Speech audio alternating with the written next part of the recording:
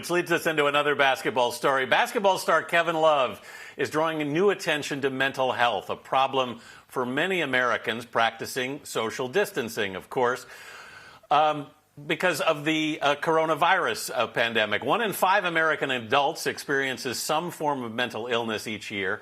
The 5-time NBA All-Star has a history of anxiety, depression, and panic attacks, and he's become a spokesman on the issue. He joins us from his home in Cleveland. Kevin Love, good morning. Thanks so much for being with us.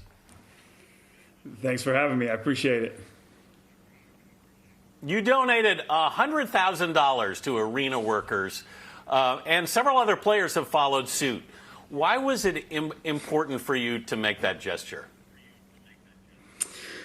Just understanding that this is going to be such a tough time to navigate. It was actually the Thursday morning after Adam Silver, our commissioner, had postponed the season. And I was just thinking about, how these people are so much a part of my story, our story as NBA players. We see them at least 41 games, home games out of the year, as well as other events. And these are people that you start to develop a first name basis with, a first name relationship with, people that, I've been in Cleveland now 6 years who I see every time coming into the game. I'm giving them a bump. I'm asking them how their family is. So just knowing that this is such a tough time to navigate, it's going to be such a stressful time, anxiety-ridden, and just the fear of unknown is going to be there so much. I was just thinking about all that stuff and thought it'd be great to take care of the people who have been taking care of me and supporting me and the Cavs organization for so long. So,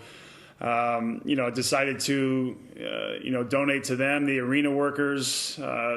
Most of them I feel like are living paycheck to paycheck, not knowing when food's going to be put on the table, if they're going to be able to take care of their families. So I thought it was super, very important to take care of them. And then you saw the Cavs stepped up and, said that they would pay. The organization said that they would pay for all the games, that aren't going to go on, a lot of the events that aren't going to go on. And then you saw different players stepping up and doing the same thing, or donating meals,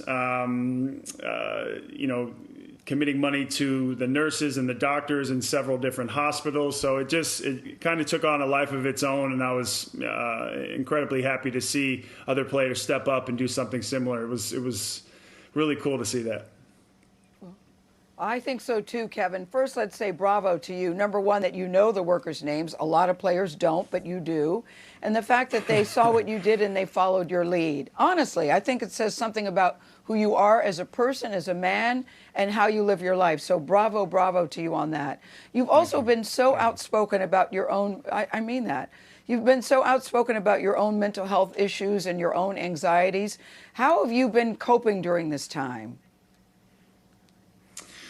For me, just staying active and making sure that I have a routine. So much of the time when that is taken away from me, I think just by nature, being a basketball player, I'm so used to having that routine. So making sure I'm getting up early, I'm getting the proper nutrition, I'm taking care of my body. So physically taking care of my body, and then just understanding what my core competencies are and my pillars in my life. Like always working on my relationships, checking in with friends and family, making sure that I'm, while I'm social distancing, I'm not isolating myself. I'm reaching out to my family, friends, doing constant communication, using the devices here. So even if it's virtually, just staying in touch with everybody, I'm making sure that I'm doing that. But just continuing to move. Thankfully, I have a dog that forces me to get outside. So yeah, just little things like that I continue to do. Kevin. Yeah, that certainly helps, Kevin. I tell you what, you'd have to be made of stone to not be feeling a little bit of anxiety, a little bit of sadness right now. So what's your message to people who may be struggling with this cataclysmic event we're all facing? Yeah, I think it's, like I said earlier, an incredibly tough time to navigate. And I would say my message would just be it's normal to feel this way. The only way we're going to get through it is together. I've said, since this, started happening and we were having to isolate ourselves and quarantine, that it's normal to feel this way. And the only way we're going to get out of this is together.